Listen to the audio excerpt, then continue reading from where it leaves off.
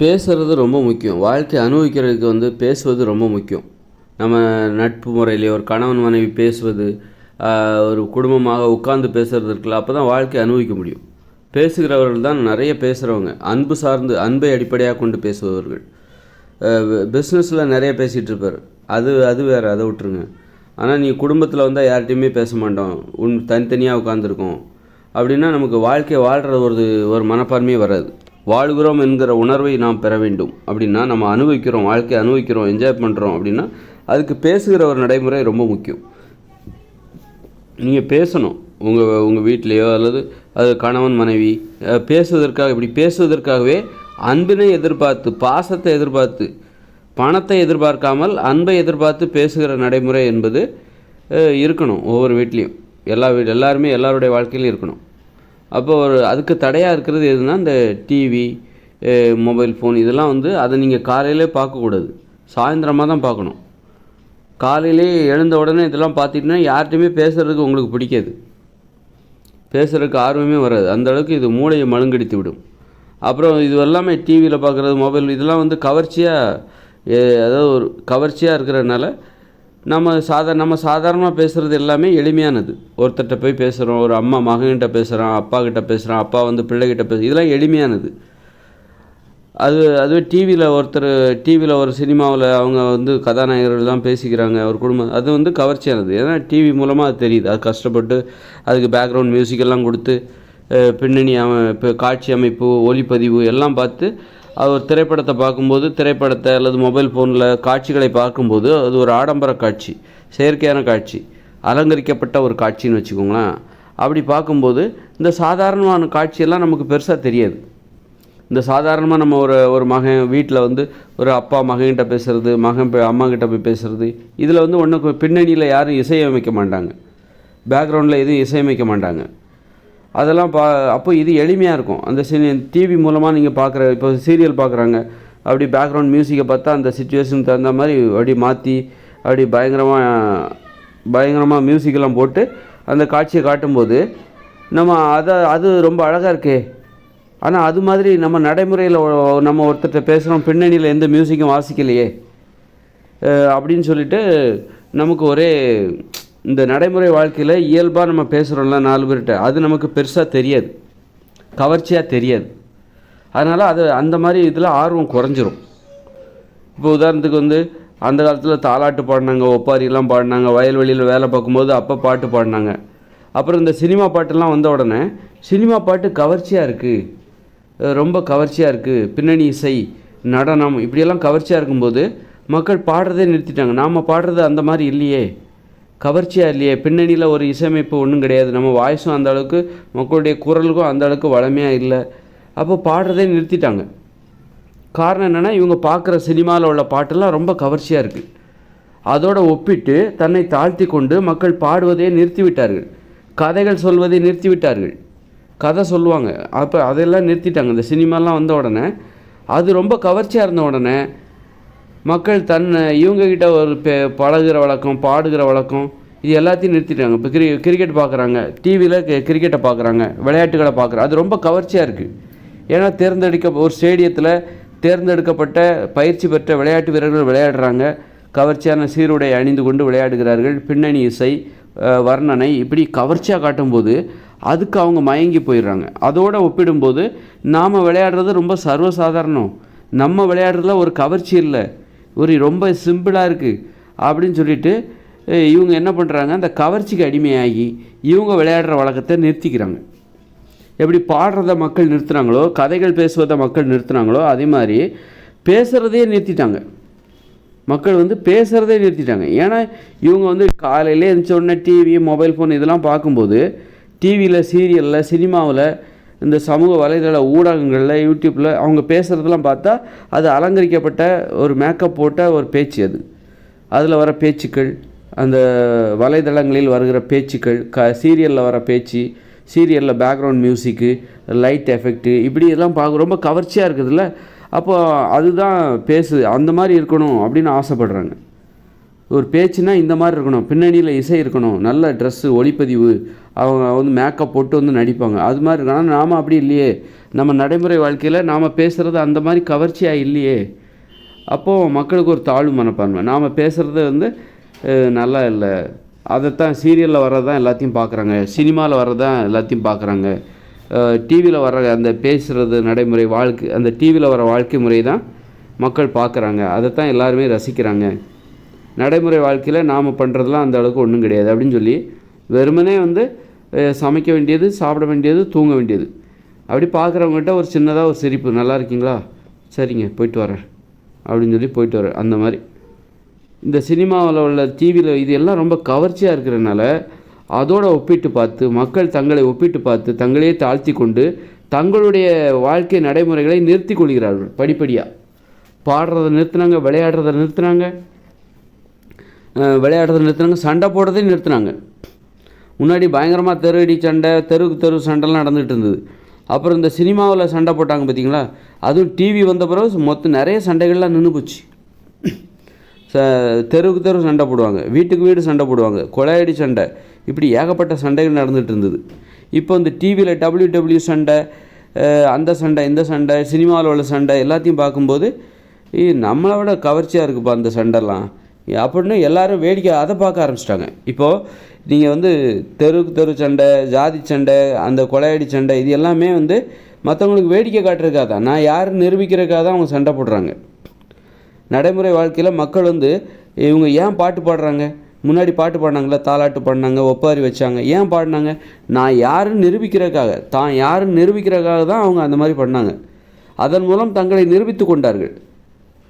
ஒவ்வொருத்தருக்கும் அவங்கவுங்க வாழ்க்கைக்கு அவங்கவுங்க வாழ்க்கையில் அவங்கவுங்க ஹீரோ ஹீரோயினி. பெண்களுக்கு அவங்க தான் ஹீரோயினி, ஆண்களுக்கு அவங்க வாழ்க்கையில் அவங்க தான் ஹீரோ. அப்போது நாம் செய்கிற ஒவ்வொரு செயலும் ஒரு வெளிப்பாடு தான், ஒரு வெளிப்பாடு. நம்மளை நாம் ஹீரோவாக நினச்சிக்கிட்டு நாம் ஒரு நம்முடைய திறமைகளை வெளிப்படுத்துகிறோம். ஒரு அம்மா கிட்ட பேசுகிறோம் அப்படின்னா, இப்போ ஒருத்தன் வந்து அவன் அம்மா கிட்ட போய் பேசுகிறான்னா அது வெளியில் பார்க்கும்போது ஆனால் அவன் என்ன நினைக்கிறான், அவனுடைய வாழ்க்கைக்கு அவன் தான் திரைப்படம், அவனுடைய வாழ்க்கை என்பது ஒரு திரைப்படம், அந்த திரைப்படத்தில் அவன் தான் ஹீரோ. இப்போ ஹீரோ வந்து அம்மா கிட்ட போய் பேசுகிறான். அது மாதிரி அந்த அம்மா என்ன நினைக்கிறாங்க, நம்முடைய வாழ்க்கைக்கு நாம் தான் வந்து ஹீரோயினி, இந்த நம்முடைய திரைப்படத்தில், நம்முடைய திரைப்படம் என்னும் நம்முடைய வாழ்க்கையில் இப்போ நமக்கு அம்மா கேரக்டர், இப்போ நம்ம மகன் வரான், நம்ம இப்போ அம்மாவாக நடிக்கணும். அப்படியே அது ஒரு படைப்பு, அது ஒரு வெளிப்பாடு, திறமை வெளிப்பாடு, எல்லாமே திறமை வெளிப்பாடு தான். அப்போது இப்போ சினிமாலாம் வந்த உடனே மக்கள் அதோடு ஒப்பிட்டு இந்த நம்முடைய வாழ்க்கையில் கவர்ச்சி இல்லை, நம்முடைய வாழ்க்கையை மக்கள் வரவேற்க மாட்டாங்க, விளம்பரம் அதாவது வரவேற்க மாட்டாங்க, அதை விரும்ப மாட்டாங்க, எல்லாருமே சினிமாவை நோக்கி ஓடுறாங்கன்னு பேசுகிறதே நிறுத்திட்டாங்க. எப்படி விளையாடுறது எல்லாருமே டிவியை நோக்கி ஓடினாங்க, கிரிக்கெட்லாம் வந்த உடனே, ஃபுட்பால்லாம் வந்த உடனே டிவியில் வேடிக்கை பார்க்க ஓடுறாங்களோ, அப்போ விளையாடுறதே நிறுத்திட்டாங்க. யாரும் நம்மளை வேடிக்கை பார்க்க மாட்டேங்கிறாங்க, டிவி தான் வேடிக்கை பார்க்குறாங்க அப்படின்னு சொல்லிட்டு நிஜ வாழ்க்கையில் மக்கள் விளையாடுறதை நிறுத்திட்டாங்க. அது மாதிரி பாட்டு பாடுற வழக்கம்லாம் கடந்த காலங்களில் இருந்தது. இந்த சினிமாவை நோக்கி, ரேடியோவை நோக்கி ஓடின உடனே மக்கள் எல்லாம் அதை நோக்கி கவனம் திருப்பின உடனே மக்கள் நிஜ வாழ்க்கையில் பாட்டு பாடுறதை நிறுத்திட்டாங்க. அதுமாரி கதைகள் சொல்லுகிற வழக்கம், நிறைய கதை சொல்லுவாங்க பெரியவங்கள்லாம், பேய் கதை எல்லாமே சொல்லுவாங்க. இப்போ சினிமா அதெல்லாம் வந்த உடனே கதைகள், இப்போ இந்த பாட்டி சொல்கிற கதை, தாத்தா சொல்கிற கதை, பெரியவங்க சொல்கிற கதைலாம் இதோட ஒப்பிட்டு பார்த்து இது சாதாரண விஷயம், இதெல்லாம் வேண்டாங்க அப்படின்னு விட்டுட்டு அந்த கதையை, அந்த சினிமாவில் சொல்லப்படுகிற கதையை அப்போது நம்ம வாழ்க்கை முறையே ஒரு வெளிப்பாடு தான். எப்படி ஒரு பாட்டு பாடுறாங்களா, தாலாட்டு பாடுறது, ஒப்பாரி வைக்கிறது, இதெல்லாம் ஒரு வெளிப்பாடு, திறமையை வெளிப்படுத்துகிற ஒரு நோக்கம் தான் இதுக்குள்ளே இருக்குது. அதே மாதிரி நம்ம பேசுகிற வழக்கம் இருக்குல்ல, அம்மா கிட்ட பையன் பேசுகிறதும், மனைவிகிட்ட கணவன் பேசுகிறதும், இதுவும் ஒரு திறமையை வெளிப்படுத்துகிற ஒரு நோக்கத்தில் எடுக்கிற ஒரு முயற்சி தான், இதுவும் திறமை வெளிப்பாடு தான். ஆனால் இதுலேயும் வந்து என்ன ஆகுதுன்னா, சினிமா, டிவி, சீரியல் இதெல்லாம் பார்க்கும்போது, அதோடு ஒப்பிட்டு பார்க்கும்போது மக்கள் நிஜ வாழ்க்கையில் பேசுகிறாங்கல்ல, அது கவர்ச்சியாக இல்லை. இந்த டிவி சீரியலில் உள்ள பேச்சு, அங்கே உள்ள கதைகள், அதுதான் கவர்ச்சியாக இருக்குது. இப்போ நிஜ வாழ்க்கையில் பார்த்தா யாரும் சண்டை போடுற மாதிரி பேசுகிறதில்ல. ஆனால் இந்த சீரியலில் பார்த்தா சண்டை இருக்கும், வித்தியாசமான காட்சிகள் இருக்கும், வித்தியாசமான உரையாடல்கள் இருக்கும். அது நிஜ வாழ்க்கையில் இருக்காது. நிஜ வாழ்க்கையில் சுவாரஸ்யமே இப்போ இல்லை. இந்த சுவாரஸ்யத்தை எல்லாத்தையும் எடுத்து அவங்க சீரியல் மூலமாக வியாபாரம் பண்ணிகிட்ருக்காங்க. மனித வாழ்க்கையில், நிஜ வாழ்க்கையில் உள்ள சுவாரஸ்யம்லாம் இருக்குல்ல, சண்டைகள், அழுகைகள், இது எல்லாத்தையும் அவன் வியாபாரி எடுத்துகிட்டு போயிட்டான். வியாபாரி எடுத்து அதுக்கு வந்து பேக்ரவுண்ட் மியூசிக்கெல்லாம் கொடுத்து நல்ல ஒளி அமைப்பெல்லாம் கொடுத்து நல்ல பயிற்சி பண்ணி ஒத்திகை பார்த்து அதை வந்து ஒரு சீரியலாக வெளிப்படுத்துகிறான். சீரியலாவோ சினிமாவோ வெளிப்படுத்தி வியாபாரம் பார்க்க ஆரம்பிச்சிட்டான். இப்போ மனித வாழ்க்கை பார்த்திங்கன்னா அங்கே உப்பு சப்பு ஒன்றுமே இல்லை. மனித வாழ்க்கையில் உப்பு சப்பு ஒன்றுமே இல்லை. சண்டைகள் கிடையாது, அழுகை கிடையாது, கண்ணீர் கிடையாது, பாசம் கிடையாது, அன்பு கிடையாது, ஏக்கம் கிடையாது, இரக்கம் கிடையாது, கருணை கிடையாது, ஒரு இடம் கிடையாது. வெறும் உப்பு சப்பு இல்லாமல் ஒன்றுமே இல்லாமல் சக்க மாதிரி இருக்குது மனித வாழ்க்கை. இந்த சாறு இல்லை, மனித வாழ்க்கையில் உள்ள சாறு அப்படியே உறிஞ்சி இந்த டிவி சீரியல் சினிமான்னு சொல்லி அவன் வியாபாரம் பண்ணிகிட்டு இருக்கான். மனித வாழ்க்கையில் என்னெல்லாம் பண்ணிகிட்டு இருந்தாங்களோ அதை எல்லாத்தையும் வியாபாரிகள் எடுத்துகிட்டு போயிட்டாங்க. இந்த கலை கூத்தாடிகள் இருக்காங்க பாருங்கள், கலை வியாபாரிகள், அவன் எடுத்துகிட்டு போயிட்டான். அவன் எடுத்து இப்போ தண்ணி வந்து இலவசமாக கிடச்சி அந்த தண்ணியை வியாபாரம் எடுத்து அவன் வந்து பாட்டில் அடித்து வியாபாரம் பண்ணான்ல, இப்போ காசு கொடுத்தா தான் தண்ணி. அது மாதிரி மனித வாழ்க்கையில் எதையெல்லாம் வியாபாரம் பண்ண முடியும் அப்படின்னு இந்த வியாபாரிகள் ஒத்து பார்க்குறான். மனித வாழ்க்கையில் நல்லா பாடுறாங்க, சண்டை போடுறாங்க, சண்டை போடுறத நல்லா வேடிக்கை பார்க்குறாங்க. முன்னாடி நிறைய சண்டை சச்சரவுகள் இருக்கும், அதனால் மக்கள் நல்லா பேசிப்பாங்க. பேசுகிறதுக்கு நிறைய சம்பவங்கள் இங்கே நடந்தது. ஒரு 50 வருஷத்துக்கு முன்னாடி மனித வாழ்க்கையில் பேசுவதற்கு உட்காந்து பேசுனா நிறைய சம்பவங்கள் இருக்கும். அந்த வீட்டில் என்ன நடந்தது, இவங்க சண்டை போட்டாங்க, இவங்க இந்த மாதிரி கதைகள் நிறைய இருந்தது. இன்றைக்கி இந்த அரசு இந்த கலை வியாபாரிகள் இருக்காங்க பாருங்கள், என்ன பண்ணிட்டாங்க, மனித வாழ்க்கையில் உள்ள இந்த சுவாரஸ்யமான அணுகுமுறைகள், இந்த சோகம், துக்கம், துயரம், பழி உணர்ச்சி, சண்டைகள், காதல், கல்யாணம், ஒரு அப்பா மகன் உறவு, பிள்ளைகள் உறவு, அம்மா பிள்ளைகள் உறவு எல்லாத்தையும் எடுத்து இவன் வியாபாரம் பண்ண ஆரம்பிச்சிட்டான். சீரியல் மூலமாக சினிமா மூலமாக வியாபாரம் பண்ண ஆரம்பித்தோடனே இந்த மனித வாழ்க்கை என்பது உப்புச்சப்பு இல்லாமல் போச்சு. இவங்க மனித வாழ்க்கை மனுஷங்க எல்லாரும் இந்த சினிமாவை வேடிக்கை பார்க்க ஆரம்பிச்சிட்டாங்க, சீரியலை வேடிக்கை பார்க்க ஆரம்பிச்சிட்டாங்க. நிஜ வாழ்க்கையில் எது நடந்தாலும் அதில் ஒன்று இருக்குது, அதை யாரும் வேடிக்கை பார்க்க மாட்டேங்கிறாங்க. அதனால் நிஜ வாழ்க்கையில் மக்களுக்கு பேசுகிறதுக்கு ஆர்வமே இல்லாமல் போச்சு. ஒரு அன்பாக பேசுகிறதுக்கு, சிரிப்பு, எல்லாத்தையும் அவங்க இந்த கலை வியாபாரிகள் எடுத்துகிட்டு போயிட்டாங்க. மனித வாழ்க்கையில் நிஜ வாழ்க்கையில் எல்லா மக்களிடம் இருந்த அந்த சிரிப்பு, சண்டைகள், சோகம், துக்கம், ஏமாற்றம், பழி உணர்ச்சி, காதல், தாய்ப்பாசம், தந்தை பாசம் எல்லாத்தையும் அந்த வியாபாரிகள் எடுத்துகிட்டு போய் அதுக்கு வந்து நல்ல மேக்கப் போட்டு பேக்ரவுண்ட் மியூசிக்கெல்லாம் போட்டு நல்ல திறமை நல்ல கதாநாயகர்களை நடிக்க வச்சு அதை கதையாக்கி வியாபாரம் பண்ண ஆரம்பிச்சிட்டாங்க. மக்கள்லாம் இப்போ வந்து வெறுங்கையோட உப்புச்சப்பு இல்லாத ஒரு வாழ்க்கை வாழ்ந்துட்டுருக்காங்க. மக்கள் வாழ்க்கையில் அவங்ககிட்ட ஒரு சுவாரஸ்யமே இல்லை. அந்த சுவாரஸ்யத்தை எல்லாத்தையும் வச்சு கலை வியாபாரிகள் வியாபாரம் பண்ணிகிட்ருக்காங்க. அதனால தான் இன்றைக்கி நமக்கு வாழ்கிறோங்கிற உணர்வே இல்லை. நமக்கு ஏன் இன்றைக்கி வாழ்கிறோங்கிற ஒரு உணர்வு, வாழ்க்கையை அனுபவிக்கிறோங்கிற உணர்வே இல்லை. காரணம் என்னென்னா, நம்ம வாழ்க்கையில் இப்போ சண்டைகள் கிடையாது. ஒரு வருஷம் ஆனாலும் ஒரு வீட்டுக்குள்ளே சண்டையே வரமாட்டேங்குது. சண்டை போடாமலே ஒரு மனஸ்தாபம் எதுவுமே வரமாட்டேங்குது. பேசுகிறதே கிடையாது. வேலைக்கு சாப்பிட்டுட்டு கிளம்புறாங்க, ஒன்றா உட்காந்து சாப்பிட்றதே கிடையாது. அதனால தான் நமக்கு வாழ்க்கையை அனுபவிக்கிறோங்கிற எண்ணமே இல்லை இன்றைக்கி இல்லை. வாழ்க்கையை அனுபவிக்கிறோங்கிறது என்னென்னா, சிரிக்கிறது மட்டும் கிடையாது. சிரிக்கிறது, சண்டை போடுறது, திரும்ப வந்து வருந்துறது, இப்படி சண்டை போட்டோமே, மனசை புண்படுத்திட்டோமே, அப்போ திரும்ப மன்னிப்பு கேட்குறது, திரும்ப ஒன்றா இருக்கிறது, எல்லாத்தையும் மறந்துட்டு சந்தோஷமாக இருக்கிறது, ஆடுறது, பாடுறது, கதை சொல்கிறது, திகில் கதைகளை சொல்கிறது, திட்டுறது, அடிக்கிறது, கோவப்படுறது, பயப்படுறது, பணிவாக இருக்கிறது, மதிப்போடு இருக்கிறது, பெரியவங்க கால்களில் விழுறது, பொறாமப்படுறது, துரோகம் செய்வது, நம்பிக்கை துரோகம், இப்படி இது எல்லாமே இருக்கணும். இதுதான் வந்து ஒரு வாழ்க்கையை அனுபவிக்கிற உணர்வு உனக்கு கொடுக்கும். நாம் வாழுகிறோம் என்கிற உணர்வு நமக்கு அப்போ தான் கிடைக்கும். காதல் பண்ணணும், காமம், உடல் உறவு, சண்டை சச்சரவு, பிரச்சனைகள், இப்படி எல்லாமே இருக்கணும். சத்தம் இருக்கணும், ஒரே சத்தமாக இருக்கணும். அப்போ தான் நம்ம வாழ்கிறோம் அப்படிங்கிற ஒரு உணர்வு நமக்கு அப்போ தான் கிடைக்கும். பாடணும், ஆடணும், விளையாடணும், குறிப்பாக விளையாடணும். இப்போ மனித வாழ்க்கை பார்த்திங்கன்னா எல்லாத்தையும் வியாபாரிகள் எடுத்துகிட்டு போயிட்டான். விளையாட்டை வந்து விளையாட்டு வியாபாரிகள் எடுத்துகிட்டு போயிட்டாங்க. மக்கள் வாழ்வில் இருந்த நடனத்தை நடன வியாபாரிகள் எடுத்துகிட்டு போயிட்டாங்க. ஓவியத்தை ஓவியர்கள் எடுத்துகிட்டு போயிட்டாங்க. அதுமாதிரி கவிதைக்கு கவிதை, பாட்டு எல்லாத்தையும் அந்தந்த வியாபாரிகள் எடுத்துகிட்டு வியாபாரம் பண்ண ஆரம்பிச்சிட்டோம். மக்கள்கிட்ட இப்போ ஒன்றும் இல்லை, வெறுங்கை, உப்புச்சப்பு இல்லாத ஒரு வாழ்க்கை. அதனால தான் வாழ்க்கையை அனுபவிக்கிறோங்கிற உணர்வே நமக்கு இல்லாதனால தான் வாழ்க்கை டக்குன்னு போன மாதிரி இருக்குது. நீங்கள் எதை பேசுவீங்க? உங்கள் வாழ்க்கையில் என்ன சுவாரஸ்யமான சம்பவம் நடந்திருக்கு? ஒன்றுமே இல்லையே. இன்றைக்கி பேசுகிறதுக்கு ஒன்றுமே இல்லை. சும்மா ரோபோட் மாதிரி சுற்றிக்கிட்டு திரியிறாங்க. உட்காந்து பேசணுன்னா எதை பேசுகிறதுன்னு யோசிச்சுக்கிட்டு இருக்கிறாங்க. இவங்க எந்த அனுபவத்தையும் சந்திக்கிறதே இல்லை.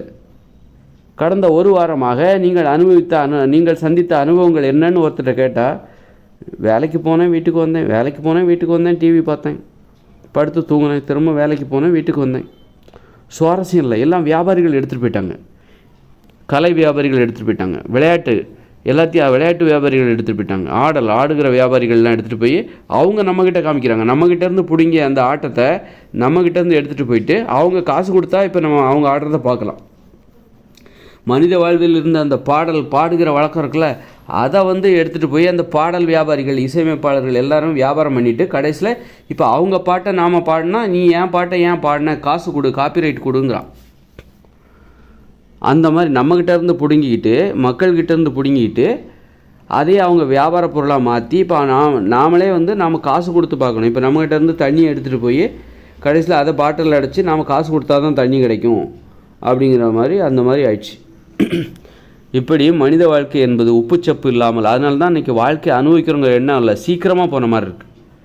சீக்கிரமாக நமக்கு அனுபவங்களே இல்லை, நேர்கோட்டில் போயிட்டுருக்கோம். ஒரு நெளிவு சுழிவு இல்லை, வளைஞ்சு நெளிஞ்சு குறுக்க மறுக்க எந்திரிச்சு உட்காந்து அந்த பக்கமாக போய் இந்த பக்கமாக அசைஞ்சி கிசஞ்சி துள்ளிக்கிட்டு உள்ளிக்கிட்டு ஒன்றுமே இல்லை. உட்காந்து மேனிக்கு இருக்கிறாங்க, அப்படியே சீராக போய்கிட்டே இருக்காங்க. உட்கார்ந்த மேனிக்கு படுத்த மேனிக்கு போய்கிட்டே இருக்காங்க. வாழ்க்கை சக்கரம் உருண்டோடி கொண்டே இருக்கிறது. இதுக்கடையில் என்ன அனுபவத்தை சந்திச்ச உட்காந்து பேசலாம் அப்படின்னா பேசுகிறதுக்கே பயப்படுறாங்க. பேசுகிறதுக்கு ஒன்றுமே இல்லை, பேசுகிறதுக்கு விஷயமே இல்லை. இவங்ககிட்ட சண்டைகள் நடக்கலை, வீட்டில் சண்டையே இல்லாமல் இருக்குது. எந்த வித சண்டை, வீட்டுக்கு வீடு சண்டை இல்லை, வீட்டுக்குள்ளேயே சண்டைகள் கிடையாது. எல்லோரும் கையில் ஒரு மொபைல் ஃபோன், டிவி. ஒரு உணர்வுபூர்வமான வாழ்க்கைன்னா என்னென்னா, மகிழ்ச்சியான வாழ்க்கைன்னா என்னென்னா, சிரிக்கிறது, அழுகிறது, கோவப்படுறது, சண்டை போடுறது, திட்டுறது, அடி வாங்கிறது, அடிக்கிறது, அறிவுரை சொல்கிறது, பொறாமப்படுறது, ஏக்கம், கவலை, துக்கம், துயரம், அழுக, கதறல், கண்ணீர், கூப்பாடு, சாபம், இப்படி எல்லாமே அங்கே இருக்கணும். காதல் அங்கே எல்லாமே இருக்கணும். மோதல், ஆனால் மென்மையாக இருக்கணும். அதில் ஒரு மென்மை இருக்கணும், அதில் ஒரு மனிதத்தன்மை இருக்கணும், அதில் ஒரு நாகரிகம் இருக்கணும். அதுக்காக கெட்ட வார்த்தை போடுறதெல்லாம் ஒரு உணர்வுபூர்வமான வாழ்க்கை, மகிழ்ச்சியான வாழ்க்கைன்னு சொல்லிடக்கூடாது. கெட்ட வார்த்தை போடுறதுக்கு போல் இந்த மாதிரி அமைதியாக இருக்கலாம். பிறருக்கு அழிவுகளை ஏற்படுத்துகிற ஒரு வாழ்க்கையை வாழ்வதற்கு பதிலாக, சண்டை போடுவதற்கு பதிலாக, பிறரை அவமானப்படுத்தி சண்டை போடுவதற்கு பதிலாக இந்த மாதிரி அமைதியாக இருக்கலாம். அப்படி தான் அமைதியாக இருக்கிறாங்க. ஏன் அமைதியாக இருக்கிறாங்கன்னா, ஏன்னா ஏற்கனவே நடந்த இந்த உணர்வுபூர்வமான ஒரு வாழ்க்கை வாழ்ந்துட்டு இருந்தாங்கல்ல, ஒரு 30 வருஷத்துக்கு முன்னாடி, 40 வருஷத்துக்கு முன்னாடிலாம் கொலையடி சண்டை, இப்போ தெரு சண்டை, சாதி சண்டை, அந்த எல்லாத்துலேயும் ஒரு நல்ல ஒரு வன்முறை கலந்திருந்தது, சாக்கடை கலந்திருந்தது. அதில் ஒரு உணர்வுபூர்வமான அந்த வாழ்க்கை முறையில் நன்னீரில் சாக்கடை கலந்த மாதிரி, மனித வாழ்க்கையில் சாக்கடை கலந்த மாதிரி வன்முறை கலந்திருந்தது. வீட்டுக்கு வீடு சண்டை, தெரு சண்டை, ரத்தம், துக்கம், ஏமாற்றம், பழி உணர்ச்சி, கோபம், கொலைவெறி. அதனால் சரி, அதுக்கு பதிலாக நம்ம பேசாமலே உட்காரலாம், அதுக்கு இது எவ்வளோ மேலு. அந்த மாதிரி சண்டை போடுறத விட, அந்த மாதிரி சீரழிகிறத விட அமைதியாகவே உட்காரலாம். அந்த மொபைல் ஃபோன் இதை பார்த்துக்கிட்டு, நீ டிவி பாரு, நீ விஞ்ஞானி ஆகணும்னு சொன்னியில்ல அதை போயிரு, நீ டாக்டர் ஆகணும்னு சொன்னியில்ல நீ அந்த வேலையை போய் பாரு, நீ அரசியல்வாதின்னு சொன்னல அந்த வேலையை பாரு. இப்போ அமைதி. மக்கள் வாழ்க்கையில் எதுவுமே இல்லை. இப்போ எல்லாருடைய கவனத்தையும் திசை திருப்பியாச்சு. நீ டிவி பார்க்கணும்னு சொன்னல அங்கே போயிரு, நீ மொபைல் ஃபோனை பார்த்துட்டு அந்த பக்கமாக போயிரு. இப்படி மனிதர்களை பிரித்து விட்டாச்சு. நீ சேர்ந்து ஒன்றும் சண்டை கண்டா போடாத, நீ பேசிக்கிட்டா இங்கே ஒரே சண்டை சச்சரவு தாங்க முடியாது, ரத்தம், கோபம், கொலைவெறி, நாசம்தான் இங்கே நடக்கும். அதனால் அமைதியாக, அதை விட இது அமைதியாக இருக்கிறதே மேலு அப்படின்னு சொல்லி அதுக்கு தான் இந்த மொபைல் ஃபோன், டிவி இதெல்லாம் கொடுத்து மக்களை இப்போ கொஞ்சம் அமைதியாக, அழுகிற குழந்தை, அடம் பிடிக்கிற குழந்தைகிட்ட நம்ம மொபைல் ஃபோன் தானே கொடுப்போம். அதே மாதிரி குழந்தை மட்டும் அடம் பிடிக்காது, பெரியவங்களும் அடம் பிடிப்பாங்க. நாம் கூட அடம் பிடிப்போம். அடம் பிடிச்சிக்கிறது, அடிக்கிறது, சண்டை போடுறது. சரி, அவங்க கையில் சண்டை போடுவாங்க. சின்ன குழந்தைகளாவது அந்த குழந்தைகள் அடம் பிடிச்சாலோ அவங்க சேட்டை பண்ணாலோ சின்ன பாதிப்பு ஏற்படும். பெரியவங்க நாம் சண்டை கண்டா போட்டால் அடம் பிடிச்சி பிடிவாதம் பிடிச்சி நாம் ஏதாவது பெரிய விளைவுகள் ஏற்படும்ல. அப்போ இந்த மாதிரி மொபைல் ஃபோனெல்லாம் அதை பார்த்துட்டு வேடிக்கை பார்த்துட்டு அமைதியாக உட்காந்துருக்காங்க. இவங்க கையில் மொபைல் ஃபோனை பிடுங்குங்க, மனுஷங்க கையில் இருக்கிற மொபைல் ஃபோனை இப்போவே பிடிங்கிருங்க, டிவியை பிடிங்கிருங்க, சினிமா தேட்டர்லாம் பிடிங்கிருங்க. சினிமா எதுவுமே இல்லை, டிவி, ரேடியோ எல்லாமே பிடிங்கிருங்க, உடனே சண்டை போடுவோம். இப்போ மனுஷங்ககிட்டேருந்து இந்த டிவி, ரேடியோ, மொபைல் ஃபோன் எல்லாத்தையும் பிடுங்கினீங்கன்னா இப்போ உடனே இவங்க சண்டையில் இறங்கிடுவாங்க, கோதாவில் இறங்கிடுவானுங்க. உடனே அடி புட்டி சண்டை. உடனே அது சண்டை போடுறதுக்கு இவனுக்கு ஒரு காரணம் தேவை. அதுக்கு தான் சாதின்னு கண்டுபிடிக்கிறான். சண்டை போடுறதுக்கு சாதின்னு ஒன்றை கண்டுபிடிக்கிறான். நீ வேறு நான் வேறு, நான் ஒசந்தவன் கீழ்ந்தவன் அப்படி சொன்னால் அவனுக்கு கோபம் வரும். ஏன் சொல்கிறாங்கன்னா, நீ ஒசந்தவன் நான் தாழ்ந்தவன், நீ உயர்ந்த சாதி நான் தாழ்ந்த சாதி, நீ காலிலேருந்து வந்தவன், நீ குண்டிலேருந்து வந்தவன், நீ மண்டையிலேருந்து வந்தாள், நான் குடுமியிலேருந்து வந்தவன், இப்படியெல்லாம் சொன்னாக்கா அவனுக்கு கோபம் வரும். காலிலேருந்து வந்தேன்னு சொன்னான் பாரு, யாரை பார்த்து காலிலேருந்து வந்தேன் அப்படின்னு சொன்னான்னா அவனுக்கு கோபம் வரும். அப்போ அவன் சண்டைக்கு வருவான். வேடிக்கை பார்க்கலாம். சண்டையை மூட்டுறதுக்காகவே இது மாதிரி சொல்லி வைக்கிறது சுவாரஸ்யமாக இருக்கும். வாழ்க்கை சுவாரஸ்யமாக இருக்கும், நம்ம வேடிக்கை பார்க்கலாம். அதில் ஒரு குரூப்பு வேடிக்கை மட்டும்தான் பார்ப்பாங்க. சண்டையை மூட்டி விட்டுட்டு வேடிக்கை பார்க்குற ஒரு குரூப்பு. சுவாரஸ்யமாக இருக்கணும்ல, வாழ்க்கை சுவாரஸ்யமாக இருக்கணும். நம்ம என்ன இன்றைக்கி பேசுவதற்கு சுவாரஸ்யமாக இருக்கணும். இன்றைக்கி நம்ம டிவி பார்க்குறோம். டிவி பார்த்து சண்டை படம், ஆக்ஷன் படம், நம்முடைய அந்த வன்முறை தேடல் இருக்குல்ல, வன்முறை தாகம், வேடிக்கை பார்க்குறதுக்காகவே வன்முறை தாகம். ஏதாவது சண்டை நடந்தால் சுவாரஸ்யமாக இருக்கும். அது எல்லாத்தையும் இன்றைக்கி டிவியில் பார்த்துக்கோ, சினிமாவில் பார்த்துக்கோ, அது எல்லாத்தையும் வியாபாரமாக மாற்றிட்டாங்க. மக்களுக்கு ஒரு வன்முறை தாகம் இருக்குது, வன்முறை மோகம். யாராவது அடிச்சுக்கிட்டு வெட்டிக்கிட்டு குத்திக்கிட்டு சண்டை போடணும் அப்படின்னா அது உங்களுக்கு சந்தோஷமாக இருக்கும். சரி, மக்கள்கிட்ட இப்படி ஒரு வரவேற்பு இருக்குது, அதே நம்ம சினிமாவை எடுத்து சண்டை போடுற மாதிரி டூப்பெல்லாம் போட்டு சண்டை கண்டா போடுற மாதிரி அதே மக்கள்கிட்ட காமிச்சா வரவேற்பு கிடைக்கும், நல்ல பணம் சம்பாதிக்கலாம். அந்த வியாபாரிகள் மக்கள்கிட்ட என்ன எதிர்பார்க்குறாங்க, அவங்களுக்கு என்ன தேவை, அது எல்லாத்தையும் வியாபாரமாக மாற்றுறாங்க. வியாபாரமாக மாற்றி வியாபாரம் பண்ணிகிட்ருக்காங்க. இப்படி தான் மனித வாழ்க்கை என்பது இன்றைக்கி உணர்வுபூர்வமாக இல்லாத ஒரு வாழ்க்கை, உப்புச்சப்பு இல்லாத ஒரு வாழ்க்கை. அது எல்லாத்தையும் காரணம் என்னென்னா, உணர்வுபூர்வமான ஒரு வாழ்க்கையை வியாபாரமாக்கிட்டாங்க. அதுதான் டிவி, சீரியல், சினிமா, அதை வியாபாரமாக்கிட்டாங்க. மனித வாழ்க்கை முறையில் உள்ள உணர்வுபூர்வமான ஒரு அணுகுமுறையை இந்த வியாபாரிகள் அப்படியே பிடுங்கி எடுத்துகிட்டு போய் அதை வியாபாரமாக்கிட்டாங்க. சினிமா, சீரியல்னு வியாபாரமாக்கிட்டான். மனித வாழ்க்கையில் உள்ள கதைகளை எல்லாத்தையும் திருடிட்டு போய் அவன் வியாபாரமாக்கிட்டான். அப்போ இது எல்லாம் மனுஷங்க உணர்றாங்க. ஓஹோ, நாம் சண்டை போடுறது, நம்ம வாழ்க்கையில் இந்த மாதிரி தப்பெல்லாம் பண்ணுறது அந்த மாதிரி வியாபாரிகளுக்கு கொண்டாட்டமாக இருக்குது. நம்ம இப்போ நிஜ வாழ்க்கையிலேருந்து ஒரு டேரக்டர் என்ன பண்ணுவார், நிஜ வாழ்க்கையில் போய் கதைகளை திருடுவார், கதைகளை தேடுவார். நிஜ வாழ்க்கையில் உத்து பார்ப்பார். டேரக்டர் எப்போவுமே கதையைத்தான் தேடுவார். எதை பார்த்தாலும் ஒரு இதை நம்ம சீனில் வைக்கலாமா, நம்ம திரைப்படத்தில் வைக்கலாமான்னு தான் தேடுவார். அப்போ மக்கள் என்ன பண்ணுறாங்க, நம்ம வீட்டில் உள்ள பொருளை திருடக்கூடாதுன்னு எப்படி நம்ம பூட்டி வைக்கிறோமோ அதே மாதிரி இந்த மாதிரி திருடுற மனப்பான்மையோட கதைகளை திருடுறது, பாடல்களை திருடுறது, திருடி வியாபாரம் பண்ணுறது, வியாபார பார்வை இருக்குல்ல, இந்த வியாபார பார்வை நம்மளை பார்த்து நம்மள்கிட்டருந்து திருடிட்டு போய் வியாபாரம் ஆக்கிடக்கூடாது அப்படிங்கிறதுக்காகவே மக்கள் ரொம்ப அமைதியாக வாழ ஆரம்பிச்சிட்டான். நீ ஜாதி சண்டை அந்த சண்டைன்னு இன்றைக்கி போட்டேன்னு அதையும் ஒருத்தர் வீடியோ எடுத்து டக்குன்னு பதிவேற்றிடுவோம். பதிவேற்றி அது நிறைய பேர் பார்ப்பாங்க, லைக்ஸ் வரும், நிறைய அதில் ஒரு பணம் சம்பாதிச்சிரும். இப்படி வியாபார பார்வை. அதுலேருந்து கதைகளை திருடி இங்கே என்ன சுவாரஸ்யமான கதை மக்கள்கிட்ட இருக்குது அதை சொல்லுங்கள், அதை வாங்கிட்டு போய் அவன் சினிமாவாக எடுத்துருவான். அப்போது இந்த கதைகளை திருடுவதற்கு இந்த மக்கள் அலையிறாங்க. அப்போ மக்கள் உஷாராக இருக்காங்க. நம்மக்கிட்ட இருந்து நம்ம அனுமதி இல்லாமல் நாம் மற்றவங்க சம்பாதிக்கிறதுக்கு நாம் ஒரு காரணமாக இருந்துடக்கூடாது. மற்றவங்க சம்பாதிக்கிறதுக்கு தகுந்த மாதிரி நாம் ஒரு வாழ்க்கை முட்டாள்தனமாக வாழ்ந்துடக்கூடாது. அதனால் நீ மென்மையாக இருந்துக்கோ, அமைதியாக இருந்துக்கோ. இங்கே திருடர்கள்ங்கிறவங்க பொருளை மட்டும் திருடுறவங்க கிடையாது, நம்ம வாழ்க்கை முறையை திருடுறவங்க, கதைகளை திருடுறவங்க. நம்ம சண்டை போட்டால் கூட அதை எப்படி வியாபாரமாக மாற்றலான்னு இங்கே நிறைய பேர் காத்துட்ருக்காங்க. எல்லார் கையிலையும் மொபைல் ஃபோன் இருக்குது, எல்லார் கையிலையும் கேமரா இருக்குது. அதை பிடிச்சி நாம் சண்டை போடுவோம், நம்ம வாழ்க்கையில் கஷ்டப்பட்டுருப்போம், அதை வீடியோ எடுத்து அவன் வியாபாரமாக்கிடுவான். கதைகளை திருடுற டைரக்டர்கள் அல்லது சினிமா சீரியல், இப்படி நிறைய கதாசிரியர்கள், எழுத்தாளர்கள் எல்லாருமே அப்படி தான் தெரிவாங்க.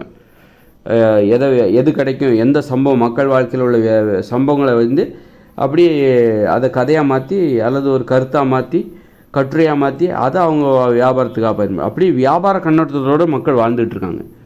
அப்போ மக்கள் ஆகா நம்மக்கிட்ட இருந்து நம்ம அனுமதி இல்லாமல் திருடுவதற்கு நம்ம வாயை பிடுங்கி நம்ம எதையாவது கேட்டு நாம் உளறி அதை வேடிக்கை அதை அதில் உள்ளதை திருடி இவன் வியாபாரமாக்கிடுவான், இவன் காசாக மாற்றிடுவானுங்க அப்படின்னு சொல்லி திருட்டுங்கிறது பல்வேறு கோணங்களில் இருக்குது. வெறும் கதவை மட்டும் திறந்து போட்டு உள்ளே இருக்கிற பொருளை எடுக்கிறது திருட்டு கிடையாது. இந்த மாதிரி வாழ்க்கையில் அதனால தான் மக்கள் அமைதியாக இருக்கிறாங்க, அதிகமாக பேச மாட்டேங்கிறாங்க.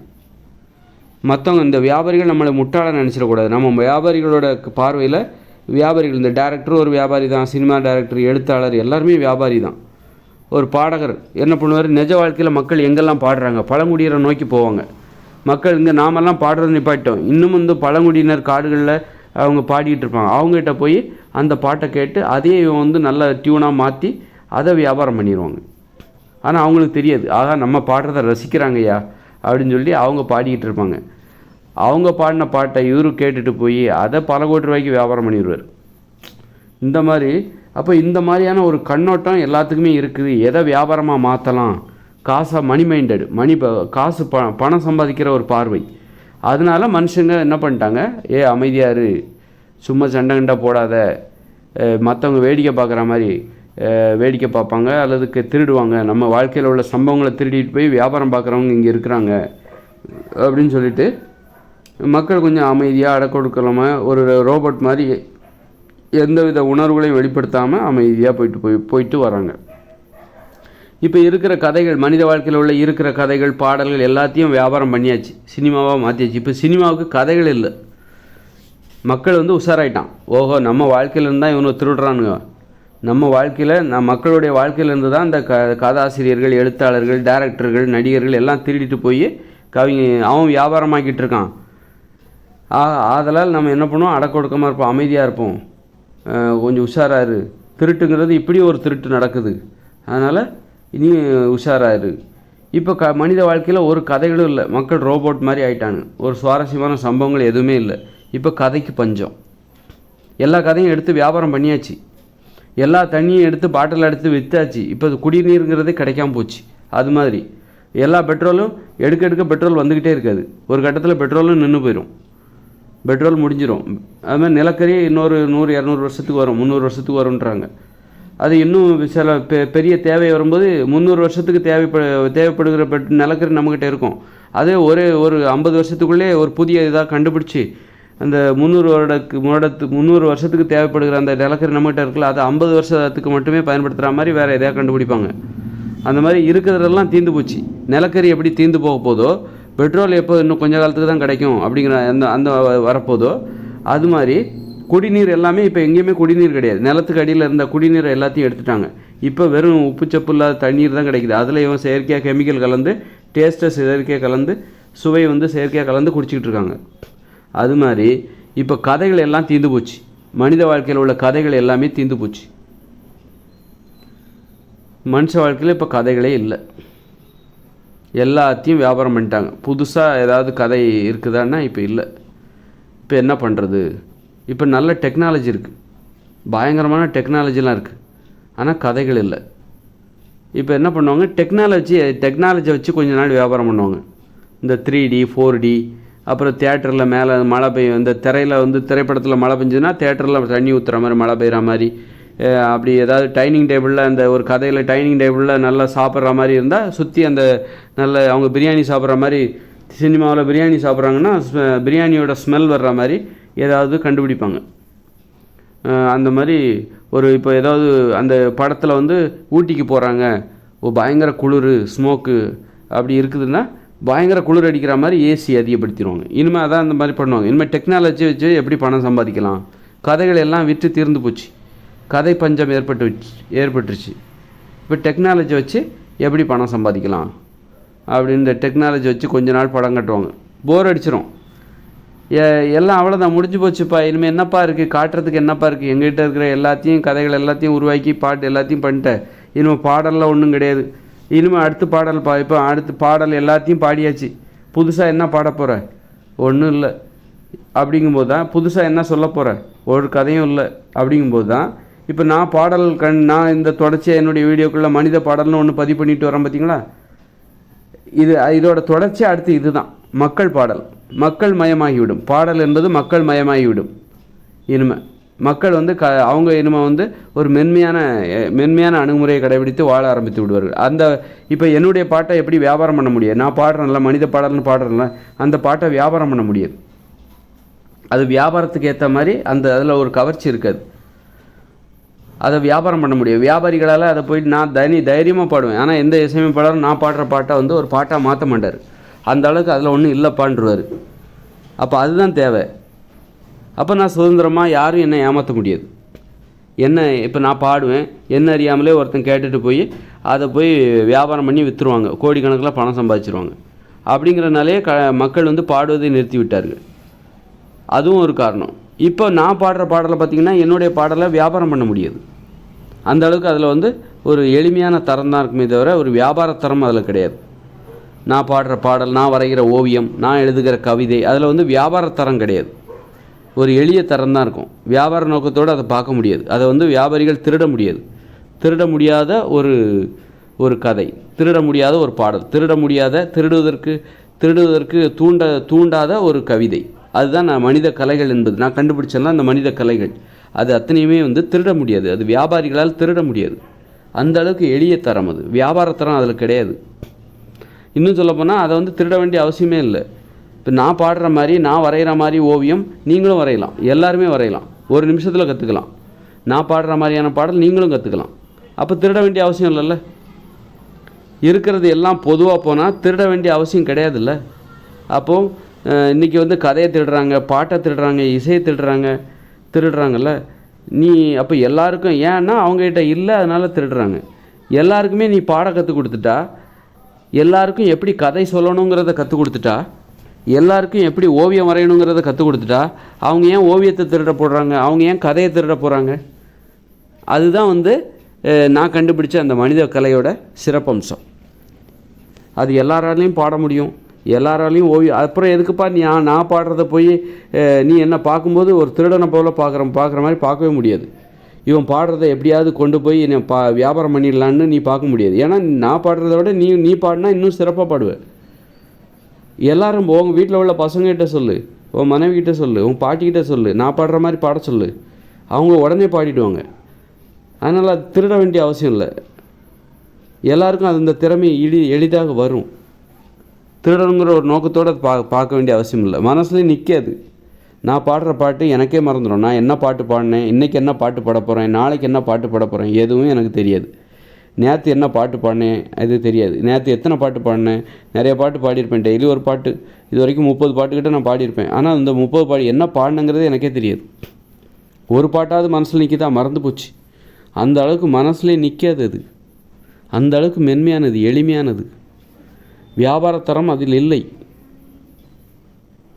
அப்புறம் வியாபார நோக்கத்தோடு இனிமேல் யாரும் அதை பார்க்க முடியாது. மனித வாழ்க்கையை வியாபாரிகளைப் போல் பார்க்க முடியாது. வியாபார நோக்கத்தோடு மனித வாழ்க்கை முறையை திருடுறாங்க.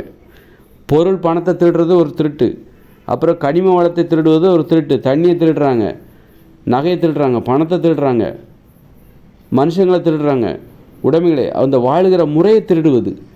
மனித வாழ்க்கையிலே சண்டை போடுறது எல்லாத்தையும் திருடி, அவங்க வாழ்க்கையில் உள்ள கதைகளை திருடி எப்படியெல்லாம் வாழ்கிறாங்க. இப்போ ஒருத்தன் வெட்டிக்கிட்டு செத்துருவாங்க. அதை வந்து கதாசிரியர்கள் என்ன பண்ணுவாங்க, ஒரு கதையாக பார்த்து அவன் சாவுறான், இது இவனுக்கு சந்தோஷமாக இருக்கும், சுவாரஸ்யமாக இருக்க, இது இந்த இடத்துல இந்த கதை வந்து செத்துருது, இந்த கதாபாத்திரம் வந்து செத்து போயிடுது, கொடூரமாக குத்தி கொலை பண்ணிடுறாங்க. அப்போ இது கிளைமாக்ஸுக்கு நல்லா வரும். அவன் கதறி கத்தி செத்து போனான், குத்துப்பட்டு. அது இந்த கதாசிரியருக்கு ரொம்ப சுவாரஸ்யமாக இருக்கும். இந்த இடத்துல அவங்க அம்மாவையும் குத்திருக்கணுங்க, அப்போனா நல்லா இருந்திருக்கும். அந்த அம்மா வந்து உயிரோடு இருக்கிறது இந்த கதைக்கு வந்து கிளைமாக்ஸு அந்த அளவுக்கு வீக்காக இருக்குது. அந்த அம்மாவையும் காலி பண்ணியிருந்தால் நல்லா இருந்திருக்கும். அந்த குடும்ப சண்டையில், நிஜத்தில் நடந்த ஒரு குடும்ப சண்டையில் அந்த அம்மாவையும் அந்த மகன் வந்து குத்தி கொண்டு இருந்தாம்னு வச்சுக்கோங்களேன், இது ரொம்ப டச்சிங்காக இருந்திருக்கும். அது நடக்கலை அப்படிங்கிற மாதிரி தான் அந்த கதாசிரியர்கள் பார்ப்பான். ஏன்னா இவன் வியாபாரிக்கு வந்து தயதாட்சினா கருணை ஈவு இறக்கம் ஒன்றும் கிடையாது, அவன் பணம் சம்பாதிக்கணும். அப்போ இதையெல்லாம் அந்த மக்கள் பார்க்கும்போது தான், ஓஹோ, இந்த சினிமாவில் வர்றதெல்லாம் நிஜ வாழ்க்கையிலேருந்து திருடப்பட்டது தான். அதனால் இவன் திருடுறதுக்கு தகுதியாக, திருடுறதுக்கு வழி கொடுக்குற மாதிரி நம்ம வாழக்கூடாது, நம்ம கொஞ்சம் அடக்கொடுக்கமாக இருந்துக்கணும், நம்மக்கிட்ட நம்ம வாழ்கிற முறையவே திருடி அவன் பணம் சம்பாதிச்சிடறான் கோடிக்கணக்கில். அப்படிங்கிற அந்த திருட்டு இப்படி எல்லாம் நடந்தது. இனிமேல் வந்து திருட முடியாத ஒரு வாழ்க்கையை வாழ போகிறாங்க. இனிமேல் வாழ்க்கை முறையில் பார்த்தா மென்மையானது. யாரும் அந்த அவமானப்படுத்துகிற மாதிரி அடிக்க மாட்டாங்க, கெட்ட வார்த்தை பேச மாட்டாங்க, இந்த ஏற்றத்தாழ்வுகள் இருக்காது. மென்மையானவர்களாக மாறி விடுவார்கள். இயற்கையோடு இணைந்த மனித வாழ்க்கையில் எல்லாருமே மென்மையானவர்களாக, எளியவர்களாக மாறி விடுவார்கள். அவங்க வந்து இந்த அவமானப்படுத்துறது கிடையாது. பழிக்கு பழி, கொலை, கொள்ளை, திருட்டு, கற்பழிப்பு இதெல்லாம் வந்து கிடையாது. சும்மா அப்படியே குழந்தைகள் போல் ஒரு மகிழ்ச்சியான ஒரு வாழ்க்கை. யாரும் சுதந்திரமாக வாழ்வாங்க, கட்டுப்பாடோடு ஒழுக்கமாக வாழ்வார்கள். பெரிய கதை திருப்பங்கள், பெரிய அதிர்ச்சிகரமான சம்பவங்கள் எதுவும் நடக்காது மனித வாழ்க்கையில். இப்போ ஒரு ஆடு மாடை பாருங்கள், அங்கே ஏதாவது அதிர்ச்சிகரமான சம்பவங்கள் நடக்குது அவங்க வாழ்க்கையில்? ஒரு மாடு ஒரு காட்டில் மேய்துன்னா சிங்கம் புலி வேட்டையாடுதல் மட்டும்தான் அதிர்ச்சிகரமான சம்பவமாக இருக்குமே தவிர, அந்த மாடுகள் தினசரி என்ன பண்ணுது? மேயுது, சும்மா ஏதாவது லைட்டாக விளையாடுது, திரும்ப சாப்பிடுது, அசைப்போடுது, திரும்ப அதே வேலை. அதில் ஒன்றும் சுவாரஸ்யமான சம்பவங்கள் இல்லவே இல்லை. இப்போ அது மாதிரி தான் இப்போ மனித வாழ்க்கை வரப்போகுது. அதுதான் அமைதியான வாழ்க்கை. ஆனால் மனுஷங்க என்ன பண்ணுவாங்க, கொஞ்சம் வித்தியாசமாக நல்லா பேசுவாங்க. ஆனால் பேசுகிறது பார்த்திங்கன்னா சாதாரணமாக இருக்கும். அவங்க வாழ்கிற வாழ்க்கை சாதாரணமான வாழ்க்கை. அவங்க எளிமையாக விவசாயம் பண்ணிட்டு எல்லாத்துக்கும் 2 ஏக்கர் விவசாய நிலம், அந்த விவசாய நிலத்தில் அவங்க இன்றைக்கி சந்தித்த அனுபவங்கள், அதில் ஏதாவது சுவாரஸ்யமான அனுபவங்கள் இருக்குதா? அப்பா அம்மா, காதல், குடும்பம், கூட்டு குடும்பம், விளையாட்டு, ஆடல் பாடல், விளையாட்டு.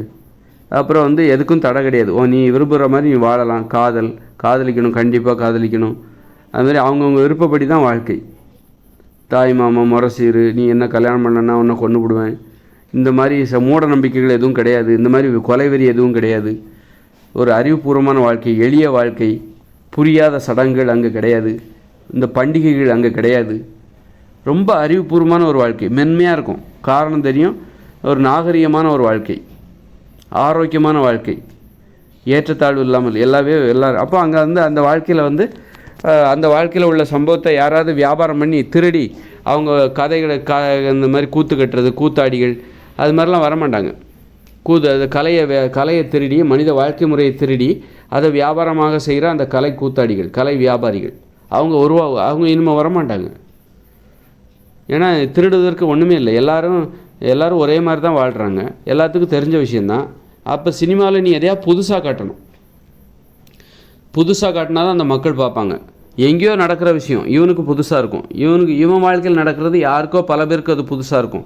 இங்கே ஒரு கொலை நடக்குது அப்படின்னா அது பல பேருக்கு புதுசாக இருக்கும். எல்லா இடத்துலையும் கொலை நடக்கிறது இல்லை, எங்கேயாவது தான் நடக்கும். அதை திரைப்படத்தில் காட்டும்போது அது மக்கள் வரவேற்கிறார்கள். ஏன்னா இது நம்ம வாழ்க்கையில் இதெல்லாம் பார்க்கலையே, இதெல்லாம் நடக்குது போல உலகத்தில். எங்கெங்கேயோ நடந்துகிட்டு இருக்கோம் சுவாரஸ்யமான சம்பவங்கள், கொலைகள், ஒரு காதலிப்பதுக்கு தடை, அவர்கள் 2 பேர் தற்கொலை பண்ணிப்பாங்க, எங்கேயோ நடக்கும். இவங்க வாழ்க்கையில் பார்த்துருக்கோம். அதை சினிமாவில் காட்டும்போது ஆஹா, இப்படியெல்லாம் நடக்குதா, அப்போ இப்படி தான் வியாபாரம் பண்ணுறாங்க. அப்போ மனித வாழ்க்கையில் இந்த மாதிரி சுவாரஸ்யமான கொலை எங்கேயுமே நடக்கலன்னு வச்சுக்கோங்களேன். காதலுக்கு யாருமே தடையாக இல்லை, நீ விரும்பியவர்களை காதலிக்கலாம். இது எல்லா இடத்துலையுமே உலகம் முழுக்க இது தான் நடக்குது. கொலை எங்கேயுமே நடக்கலை, கொள்ளை எங்கேயுமே நடக்கலை, அடிதடி எங்கேயுமே நடக்கலை.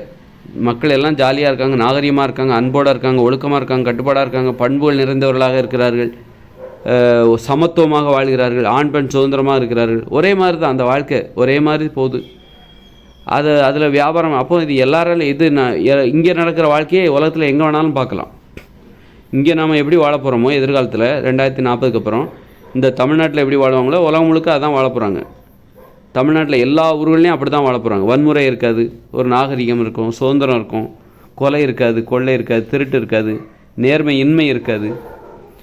நேர்மையாக இருப்பாங்க, மென்மையாக இருப்பார்கள், ஆரோக்கியமாக இருப்பாங்க, நோய்கள் இருக்காது, விபத்துகள் இருக்காது, அதிர்ச்சிகரமான சம்பவங்கள் இருக்காது. அப்போ அப்போ இந்த வாழ்க்கையில் புதுசாக உனக்கு தெரியாது ஒன்றும் நடக்க போகிறதில்ல. இந்த உலகத்தில் நீ வேடிக்கை பார்க்குறதுக்கு உனக்கு தெரியாத சம்பவங்கள் இந்த உலகத்தில் எங்கேயுமே நடக்க போகிறதில்ல. உன் வாழ்க்கையில் என்ன நடக்குதோ அதுதான் இந்த உலகம் முழுக்க நடக்கும். உலகம் முழுக்க இருக்கிற மனித வாழ்க்கையில் உன் வாழ்க்கையில் என்ன சம்பவம் நடக்குதோ அதுதான் இந்த உலகத்தில் எல்லாரோடைய வாழ்க்கையிலையும் நடக்கும். அப்போ அதை போய் நீ வேடிக்கை பார்க்கணுங்கிற அவசியம் இல்லை.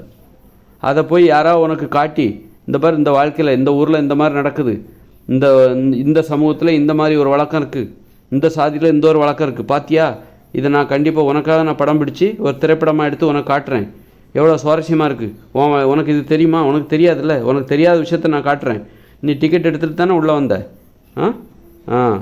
அப்போ பணத்தை கொடுத்தியா, ஃபஸ்ட் கிளாஸில் போனால் நல்லா பார்க்கலாம் அந்த காட்சியை, வேறு மாதிரி உனக்கு எக்ஸ்பீரியன்ஸ் கிடைக்கும் அப்படின்னு சொல்லி வியாபாரம் பண்ணுறாங்க. இனிமேல் அது நடக்காது. எல்லாரோடைய வாழ்க்கையில் இந்த உலகத்தில் இங்கே நடக்கிறது தான் எல்லாருடைய ஆடு இங்கே உள்ள ஆடு என்ன பண்ணுதோ அதுதான் வெளிநாட்டில் உள்ள ஆடும் பண்ணும். மேயும் உடலுறவு வச்சுக்கும், குட்டி போடும், அப்படியே முட்டிக்கு சண்டை போடும். அப்போ சுவாரஸ்யமான இங்கே உள்ள தமிழ்நாட்டில் உள்ள ஆடு குட்டிக்காரணம் போட்டுச்சுன்னா அது வெளிநாட்டு ஆடு பார்க்கும்போது அதுக்கு வேடிக்கையாக இருக்கும்.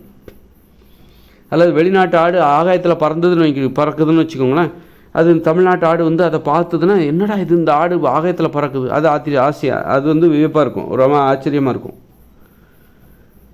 ஆனால் இங்கே உள்ள ஆடும் ஆகாயத்தில் பறக்கிறது இல்லை, அதுமாதிரி வெளிநாட்டில் உள்ள ஆடும் ஆகாயத்தில் பறக்கிறது இல்லை, ஆடோ மாடோ ஆகாயத்தில் பறக்கிறது இல்லை. அப்போது இங்கே உள்ள ஆடு வெளிநாட்டு ஆடை பார்த்தாலும் வெளிநாட்டு ஆடு இந்த ஆட்டை பார்த்தாலும் சுவாரஸ்யமாக இங்கே ஒன்றும் இல்லை. ஒரே மாதிரியான ஒரு லைஃப் ஸ்டைல் தான் இருக்குது, ஒரு வாழ்க்கை முறை. என்ன அதோட கலர் வேறு மாதிரி இருக்குது. வெளிநாட்டு ஆடோட கலர் வேறு, முடி அதிகமாக இருக்கும். இங்கே உள்ள ஆடு தமிழ்நாட்டு ஆடு மாடுலாம் முடி கம்மியாக இருக்கும். அவ்வளோதான், வேறு ஒன்றும் கிடையாது. வாழுகிற எல்லாம் முறை ஒன்று தான், வேடிக்கை பார்க்குறதுக்கு வேறு ஒன்றும் கிடையாது. அது ஆனால் மனித வாழ்க்கையில் பார்த்திங்கன்னா ஆப்பிரிக்காக்காரங்க ஒரு மாதிரி வாழ்கிறாங்க, அந்த பழங்குடியினர் பார்த்தா அவங்க ஒரு மாதிரி வாழ்கிறாங்க, இங்கே உள்ளவங்க பார்த்தா ஒரு மாதிரி வாழ்கிறாங்க, ஐரோப்பியர்கள் பார்த்தா அவங்க வேறு மாதிரி வாழ்கிறாங்க. இதுதான் வேடிக்கை காட்டுறதுக்கு. இதையே வேடிக்கையாக காட்டலாம், அவங்க எப்படி வாழ்கிறான்னு உங்ககிட்ட வேடிக்கை காட்டலாம். அந்த ஆப்பிரிக்காக்காரங்க எப்படி வாழ்கிறாங்கன்னு சொல்லி ஒரு யூடியூபர் போய் அதை ஷூட் பண்ணி அதை வீடியோவை மாற்றி உலகத்தில் உள்ள மற்றவங்க எல்லாத்தையும் காட்டி அதை பணம் சம்பாதிப்பார்.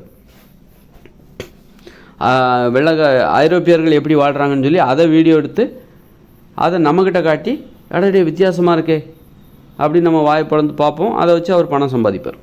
இந்த மாதிரி வேறுபாடுகள், வேற்றுமைகள், இது பணம் சுவாரஸ்யமான சம்பவங்கள். இது சுவாரஸ்யமாக இருக்குது, வேடிக்கை பார்க்குறதுக்கு சுவாரஸ்யமாக இருக்கா, அதை வச்சு பணம் சம்பாதிக்கிறேன். எல்லோரும் ஒரே மாதிரி வாழ்ந்துட்டா எது மாறும் அப்படின்னா, இப்போ ஒரு குளிர் பிரதேசத்தில் இருக்கிறவங்க கொஞ்சம் நல்ல ஆடைகள், குடியிருக்கிற பகுதியெல்லாம் வித்தியாசமாக இருக்கும். மற்றபடி அவங்க வாழ்கிற வாழ்க்கை அன்புங்கிறது ஒன்று தானே. தாய் அன்புங்கிற ஐரோப்பிய தாய் வேறு மாதிரி அன்பு செலுத்துவாளா பிள்ளைகள்கிட்ட? அது தமிழ்நாட்டு தாய் வேறு மாதிரி. அன்பு எல்லாம் ஒன்று தானே. சகோதர பாசம், அன்பு, ஒழுக்கம், கட்டுப்பாடு, இந்த உலகம் முழுக்க ஒன்று தானே. அதில் யாராவது வேற்றுமை இருக்கா?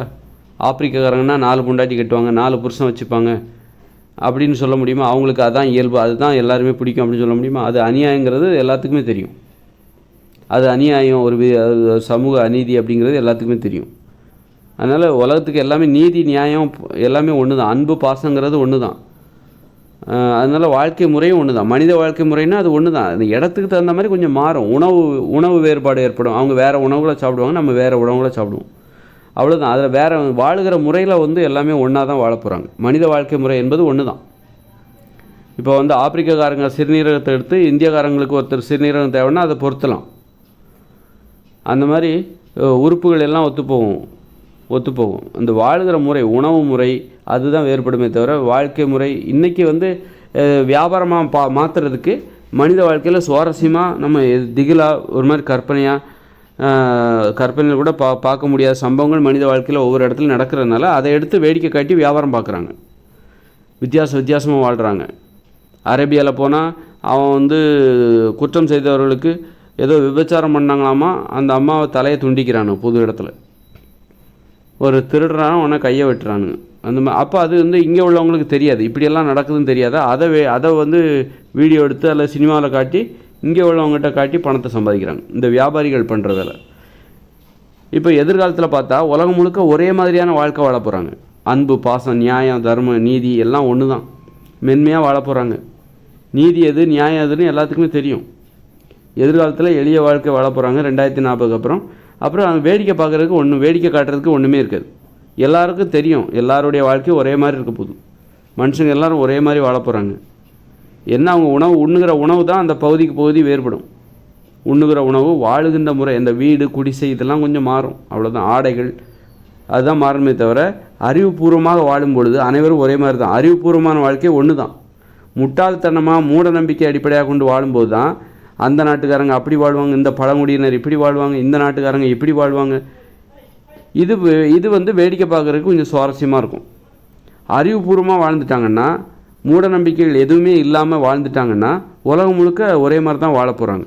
பூமி உருண்டைங்கிறது எல்லாத்துக்கும் ஒன்று தானே. ஆப்பிரிக்காரங்களுக்கு சதுரமாக, பூமி என்பது சதுரமாக இருக்க முடியுமா? இருக்காது. பூமி உருண்டைங்கிறது உண்மை தானே. அப்போ அறிவியல் பூர்வமாக உண்மையை அடிப்படையாக கொண்டு வாழ்வதாக இருந்தால் மனித வாழ்க்கை முறை என்பது ஒன்று தான். மனித வாழ்க்கை முறை ஒன்றா தான் இருக்கும், ஒரே மாதிரி தான் இருக்கும், ஒரே மாதிரி தான் இருக்க முடியும். அப்படி இருக்கும்போது புவியீர்ப்பு விசை எல்லா நாட்டுக்கும் ஒன்று தானே. புவியீர்ப்பு விசை, அப்புறம் இதயம் செயல்படுகிற முறை, நுரையீரல் செயல்படுகிற முறை எல்லாமே ஒன்று தானே. எல்லாமே மனித உயிர்களுக்கு ஒரே மாதிரி தானே செயல்படுது.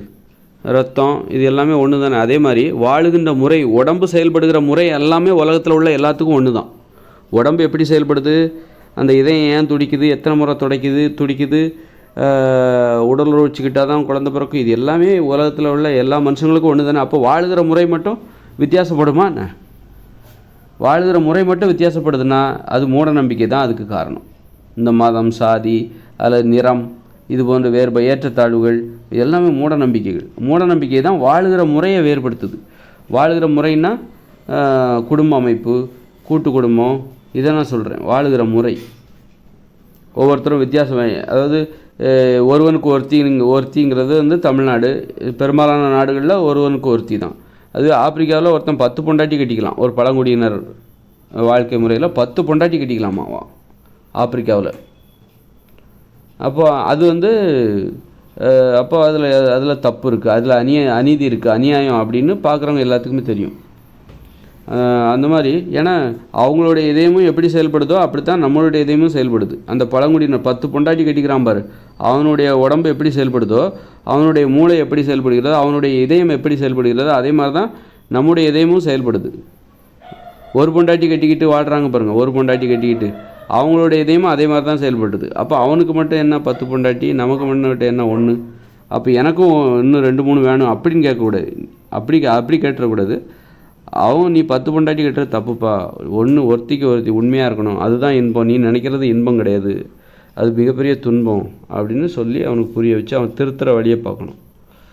அந்த மாதிரி மனித வாழுகின்ற முறை ஒரே மாதிரியே ஆகும். எப்போ தெரியுமா? அறிவுபூர்வமாக இருக்கும் பொழுது. இங்கே கதைகள் எல்லாமே, மனித வாழ்க்கையில் உள்ள கதைகள் எல்லாமே எல்லாத்துக்கும் தெரிஞ்ச கதைகளாக இருக்கணும். இங்கே தெரியாத கதைகள், எனக்கு தெரியாத கதைகளை அந்த கதை ஆசிரியர்களை திருடி அதை வியாபாரமாக மாற்றி எனக்கு காமிக்கிறாங்க. எனக்கு அது சுவாரஸ்யமாக இருக்குது. அப்போ இங்கே உள்ள கதைகள் எல்லாமே ஒரே மாதிரி இருக்கணும். மனித வாழ்க்கையில் உள்ள கதைகள் எல்லாமே ஒரே மாதிரி இருக்கணும். சின்ன சின்ன வேறுபாடுகள், கொஞ்சம் அந்த உணவு முறையில் உள்ள வேறுபாடு, வசிக்கின்ற வீடுகள் வேறுபாடு, உடுத்துகிற உடைகளில் வேறுபாடு இருக்கலாமே தவிர அன்பு, பாசம், நீதி, நியாயம் எல்லாமே ஒன்றா தான் இருக்கணும். அப்படி இருந்துட்டால் யாரும் எல்லாத்துக்கும் தெரிஞ்ச ஒரு விஷயத்த யாருமே அதை வியாபாரமாக பண்ண மாட்டாங்க. என் வீட்டில் மாம்பழம் இருக்குன்னா நான் ஏன் கடையில் போய் மாம்பழம் வாங்க போகிறேன்? என் வீட்டில் அரிசியெல்லாம் இருக்குன்னா நான் எதுக்கு கடையில் போய் அரிசி வாங்க போகிறேன்? அது மாதிரி என் வாழ்க்கையில் நடக்கிற சம்பவங்களை நீ போய் திரைப்படத்தில் காட்டினா நான் ஏன் அதை போய் பார்க்க போகிறேன்? அப்போ சீரியலில் என் வாழ்க்கையில் நடக்கிற சம்பவத்தை போய் நீ திரைப்படத்துலையோ சீரியலில் காட்டினா நான் ஏன் அதை போய் பார்க்க போகிறேன்? இதான் எனக்கு தெரிஞ்ச விஷயமாயிடுச்சு. அப்போது இந்த உலகத்தில் நடக்கிற விஷயம் எல்லாமே ஒரே மாதிரியாக இருந்துட்டா அதை திரைப்படத்தில் காட்டி நீ எப்படி பணம் சம்பாதிக்க முடியும்? இந்த உலகத்தில் நடக்கிற விஷயம் எல்லா வாழ்க்கையும் ஒரே மாதிரி இருந்துட்டா அதை போய் நீ திரைப்படத்தில் நான் பார்க்காத விஷயத்தை காட்டும்போது தான் நான் அதை வந்து பார்ப்பேன். அதை வச்சு நீ வியாபாரம் பண்ண முடியும். நான் பார்க்காத விஷயம் அதை நீ திரைப்படத்துலையோ சீரியல்லையோ காட்டினா தான் நான் போய் அதை பார்ப்பேன். நான் பாடாத பாடலை நீ பாடுகிற, அதனால தான் சினிமா பாடலை நம்ம கேட்குறோம். நான் பாட முடியாத பாடல், வாழ முடியாத ஒரு வாழ்க்கையை அந்த சினிமாவில் காட்டுறாங்க. அல்லது எங்கேயோ ஒருத்தர் வித்தியாசமாக வாழ்கிறாங்க, அதை எடுத்து சினிமாவில் காட்டுறாங்க, சீரியலில் காட்டுறாங்க, டிஸ்கவரி சேனலில் காட்டுறாங்க. அதனால தான் நம்ம அதை போய் வேடிக்கை பார்க்குறோம். நான் வாழ முடியாத வாழ்க்கை, பாட முடியாத பாடல், ஆட முடியாத நடனம், இதுதான் வியாபார பொருள். நான் ஆடுகிற நடனத்தை நீ காட்டினேன்னா அதை எதுக்கு நான் பார்க்க போகிறேன்? அது வியாபாரம் ஆகாது. நான் ஆடுகிற நடனத்தை நான் ஏன் டிவியில் பார்க்கணும்? நான் ஆட முடியாத நடனத்தை காமி நான் பார்க்குறேன். நான் வாழ முடியாத ஒரு வாழ்க்கையை நீ டிவியில் காமி நான் பார்க்குறேன். அந்த மாதிரி இந்த வியாபாரம் இருக்குது பாருங்கள், அது நாம் பார்க்காத விஷயத்த அவங்க காட்டுறாங்க. நம்ம எங்கேயோ நடக்கும், அதை எடுத்து நம்மக்கிட்ட காட்டுறாங்க. இப்போ அண்டார்டிகான்னா அது நம்ம பார்க்க முடியாத இடம், நிறைய பேர் பார்க்க முடியாது, அதை எடுத்து காட்டினா நிறைய பேர் பார்ப்பாங்க. அது மாதிரி விண்வெளியும் அதுதான். நிலாவில் என்ன விஞ்ஞானிகளும் அதான் பண்ணுறாங்க. நிலாவுக்கு போகிறாங்க, நிலாவுக்கு எல்லோரும் போக முடியாதுல்ல, அதை எடுத்து இவங்க காட்டுறாங்க, நம்மகிட்ட காமிச்சு பணம் சம்பாதிக்கிறாங்க. நிலாவுக்கு போயிட்டோம், நீங்கள் பண்ண முடியாத விஷயத்த நாங்கள் செய்கிறோம். அப்போது இதில் இன்னொரு விஷயம் என்னென்னா, யாருமே பண்ண முடியாத விஷயத்த நீ பண்ணாத, எல்லாரும் பண்ண முடிகிற விஷயத்த நீ பண்ணு. யாருமே பண்ண முடியாத விஷயத்த நான் சாதிக்கணும், யாராலையும் சாதிக்க முடியாத விஷயத்த நீ செய்யாத. எல்லாரும் எதை சாதிக்க முடியுமோ அதை மட்டும் சாதி. அப்போ நீ எல்லாரும் வாழ முடிகிற வாழ்க்கையை நீ வாழணும். எல்லாரும் பாட முடிகிற ஒரு பாடலை நீ பாடு, அதான் மக்களுடைய பாடலாக இருக்க முடியும். எல்லாரும் பாடணும், எல்லாரும் வாழ முடிகிற ஒரு வாழ்க்கை தான் மனித வாழ்க்கையாக இருக்க முடியும். இங்கே ஏன் கோடீஸ்வரராக வாழ்கிறாங்க நிறைய பேர் அப்படின்னா, யாருமே வாழ முடியாத ஒரு வாழ்க்கையை நாம் வாழணும் அப்படின்னு நினைக்கிறாங்க. இந்த சினிமா பாடல்கள்லாம் ஏன் அப்படி பாடுறாங்கன்னா, யாருமே பாட முடியாத ஒரு பாடலை பாடணும், அப்போ தான் எல்லாருமே நம்மளை பார்ப்பாங்க, நமக்கு இந்த பாட்டை கேட்பாங்க, நல்லா வியாபாரம் பண்ண முடியும். சாதாரணமாக இப்போ நான் பாடுற மாதிரியே போட்டாக்கா அதை யார் கேட்பா? இது என்னடா இதெல்லாம் ஒரு பாட்டா அப்படிம்பாங்க. இதுதான் நான் கூட பாடுவேனே, அதனால் அது வியாபாரம் ஆகாது. அதனால் வந்து எல்லோரும் பார்க்கணும், எல்லோரும் நம்மளை திரும்பி பார்க்கணும். அப்போ யாராலையும் வாழ முடியாத ஒரு வாழ்க்கை, யாராலையும் வசிக்க முடியாத ஒரு பெரிய வீட்டை கட்டு, அப்போ தான் எல்லோரும் திரும்பி பார்ப்பாங்க அப்படின்னு நினைக்கிறாங்க. யாருமே பாட முடியாது, யாருமே ஆட முடியாத ஒரு நடனத்தை ஆடும்போது தான் மைக்கேல் ஜாக்சனுக்கு அவ்வளோ ரசிகர்கள், பிரபுதேவாவுக்கு அவ்வளோ ரசிகர்கள், இன்னும் நிறைய பேர் இருக்காங்க. யாருமே ஆட முடியாத நடனத்தை ஆடி அதன் மூலம் பணம் சம்பாதிக்கிறதுக்காக இங்கே நிறைய பேர் இருப்பாங்க. ஏன்னா அதுதான் வேடிக்கை பார்ப்பாங்க. முடியாத ஒரு விஷயத்தை இப்போ செய்யும்போது தான் வேடிக்கை காட்ட முடியும். முடியாத ஒரு விஷயத்தை, பெரும்பாலான மக்களால் முடியாத ஒரு விஷயத்தை அந்த திறமையை கற்றுக்கிட்டு அதை வேடிக்கையை காட்டி பணம் சம்பாதிப்பாங்க. அப்போது நம்ம நடனம் ஆடணும்னு நினைக்கும்போது, அப்போ நம்ம வந்து நடனம் ஆடணும், பாட்டு பாடணும்னு நினைக்கும் போது யாருமே பாட முடியாத பாட்டை நீங்கள் பாடாதீங்க. எல்லாராலையும் பாட முடிகிற ஒரு பாட்டை பாடுங்க, எல்லாராலையும் ஆட முடிகிற ஒரு நடனத்தை ஆடுங்க. எளிதாக நடனம் ஆட வேண்டும். வாழ்க்கைன்னா என்ன தெரியுமா? எல்லாராலையும் வாழ முடிகிற ஒரு வாழ்க்கையை வாழுங்க. யாருமே நம்மளை மாதிரி வாழக்கூடாதுன்னு நினைக்காதீங்க, அது கெட்ட குணம். நம்மளை போல தான் எல்லாரையும் போல தான் நாமளும். எல்லாரும் வாழ முடிகிற ஒரு வாழ்க்கையை வாழுங்க, எல்லாரும் ஆட முடிகிற ஒரு ஆட்டத்தை ஆடுங்க, எல்லாரும் வரைய முடிகிற ஒரு ஓவியத்தை வரைங்க. நான் அப்படி தான் வந்து மனித கலைகளை கண்டுபிடிச்சேன். மனித கலைகளை கண்டுபிடிக்கிற காரணமே எல்லாராலையும் வரைய முடிகிற ஒரு ஓவியம் எதுவாக இருக்க முடியும், எல்லாராலையும் எழுத முடிகிற ஒரு கவிதை எப்படி இருக்க முடியும், எல்லாராலையும் ஆட முடிகிற ஒரு நடனம் என்னவாக இருக்கும் அப்படின்னு நான் தேடும்போது தான் எனக்கு மனித கலைகள் கிடச்சிது. நான் கண்டுபிடித்த கலைகள் அத்தனையும் எல்லாராலையும் வரைய முடிகிற, நான் சொல்கிற வாழ்க்கை முறை இருக்குது பாருங்கள், அது எல்லாராலையும் வாழ முடிகிற ஒரு வாழ்க்கை. நான் சொல்கிற வாழ்க்கை முறை அனைத்தும் எல்லாராலையும் வாழ முடிகிற ஒரு வாழ்க்கை, எல்லாராலையும் முடிகிற ஒரு விஷயத்தை தான் நான் சொல்லிக்கிட்டு இருக்கேன். என்னால் முடியும் அப்படின்னா அது எல்லாராலையும் முடியும். ஏன்னா நான் அந்த அளவுக்கு எளியவர்களிலும் எளியவனாக நான் இருக்கிறேன். அதனால் என்னால் முடிகிற விஷயம் எல்லாராலையும் முடியும். அப்போ எல்லாருக்கும் பொதுவான ஒரு விஷயத்தை நான் சொல்கிறதுக்கு எனக்கு அந்த வகையில் தான் எனக்கு தகுதி பெறுகிறேன். நான் எந்த வகையில் இந்த எல்லாத்துக்கும் பொதுவான விஷயத்தை என்னால் சொல்ல முடியும்னா, எல்லாரையும் விட எளிமையானவன் நான். எளிமை தான் உயர்வு. எல்லாரையும் விட அந்த வகையில் நான் உயர்வானவனாகவும் இருக்கிறேன், எல்லாரையும் விட. அதான் நான் மனித நிலையில் முழுமையடைந்தவனாக இருக்கிறேன். உங்கள் அத்தனை பேருக்கும் முன்னால் நான் செல்கிறேன். இந்த 800 கோடி பேருக்கு முன்னாடி நான் செல்லக்கூடிய ஒருவனாக நான் இருக்கிறேன். நான் ஏற்படுத்தி கொடுக்குற, நான் வழி அமைத்து கொடுக்குற அந்த வழியில் நீங்கள் நடந்து வர வேண்டிய கட்டாயம் வந்துடுச்சு. உங்களுக்கு முன்னாடி செல்கிற ஒரு முன்னோடியாக நான் இருக்கிறேன். எல்லாருமே என்னை பின்பற்றலாம். எல்லாரும் ஒரு வாழ முடிகிற, எல்லாரும் வாழக்கூடிய ஒரு உலகத்தை தான் நான் உருவாக்குறேன்.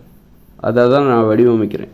நான் ஒரு ஊரை வடிவமைச்சு எல்லாருமே இதில் வந்து எந்தவித அநீதி அக்கிரமம் எதுவும் இல்லாமல் சமத்துவத்தோடு வாழணும். எல்லா பிரச்சனைகளுக்கும் அங்கே தீர்வு இருக்குது. அப்படி ஒரு ஊரை தான் நான் உருவாக்குகிறேன். அப்படி ஒரு உலகத்தை தான் நான் உருவாக்கி வடிவமைத்து வைத்திருக்கிறேன். அதனால் உங்கள் எல்லாத்தையும் என்னால் புரிஞ்சிக்க முடியும். ஆனால் என்ன புரிஞ்சுக்கணுன்னா உங்கள் எல்லாத்துக்கும் அது முடியாது. ஆனால் நான் எளியவன் தான். எளியவன் என்பதால் எளிமை தான் உயர்வு. எளியவராக இருப்பது தான் உயர்வாக, ரொம்ப சிரமம், ரொம்ப கஷ்டம். எல்லாத்தையும் கடந்து தான் வந்து எளியவராக இருக்க முடியும். ஒருத்தர் எளியவராக இருக்கணும்னா அமைதியாகவும் இருக்கணும், எளிமையில் அமைதியாகவும் இருக்கணும். அப்போ எல்லாத்தையும் கடந்து தான் வரணும். உங்கள் எல்லாத்தையும் கடந்து தான் நான் அந்த இடத்துக்கு போய், அந்த இடத்துல முன்னாடி போய் நிற்கிறேன்னா உங்கள் எல்லாத்தையும் கடந்து தான் நான் முன்னாடி ஓடிக்கிட்டு இருக்கேன். இங்கே வாங்க என் பின்னாடி. தற்புகழ்ச்சி என்பது நம்முடைய சிந்தனைக்கு ஒரு தடை போடுது. தற்புகழ்ச்சி என்பது நல்ல செழுமையான ஒரு சிந்தனையை தடுத்து நிறுத்துகிற ஒரு தடையாக அந்த தற்புகழ்ச்சி இருக்குது. நம்ம தன்னைத்தானே புகழ்ந்துக்கிறது இருக்குல்ல. இப்போ நான் புகழ்கிறேன்ல என்னை பற்றி, அது வந்து என்னென்னா, தொடர்ச்சியாக நான் வந்து ஒரு விஷயத்தை நோக்கி ரொம்ப ஆர்வமாக போயிட்டுருக்கும்போது என் மீது அந்த கவனத்தை அப்படியே திருப்பி என் மேலே திருப்பி நான் தன்னைத்தானே புகழ்ந்துக்கும் போது அந்த புகழ்ச்சி என்பது நான் என்னுடைய அந்த கருத்துக்களை பற்றிய தேடல் வந்து முற்று பெற்று விடுகிறது. அதன் பிறகு மேற்கொண்டு பேசுவதற்கு எனக்கு அதிகமாக வரமாட்டேங்குது. அப்போ இதில் வந்து என்ன தெரியுதுன்னா, தற்புகழ்ச்சியை நம்ம வந்து தவிர்த்து நம்ம நம்முடைய கருத்துக்களை மட்டுமே பேசிக்கிட்டே போகணும். அப்போ வந்து அந்த கருத்துக்கள், நம்ம செழுமையான கருத்துக்களை நம்ம தொடர்ந்து நிறைய பேசலாம். புது விஷயங்கள் நமக்கு கிடைக்கும்.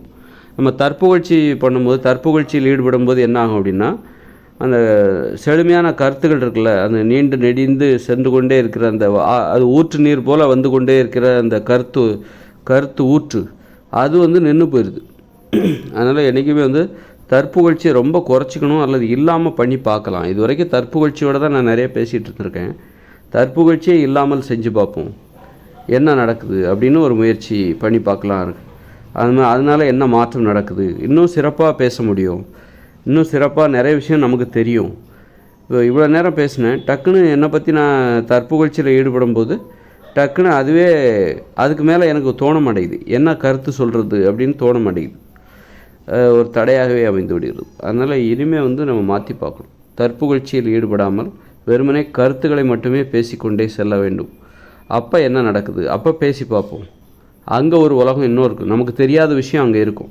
இது வரைக்கும் நம்ம சரின்னு நினச்சிக்கிட்டு இருந்த ஒரு விஷயம் தப்பாக கூட போகலாம், பார்க்கலாம். ஒருவேளை தற்புகழ்ச்சி என்பது நான் சரின்னு தான் நினைக்கிறேன், அப்போ ஒருவேளை அது கூட இல்லை,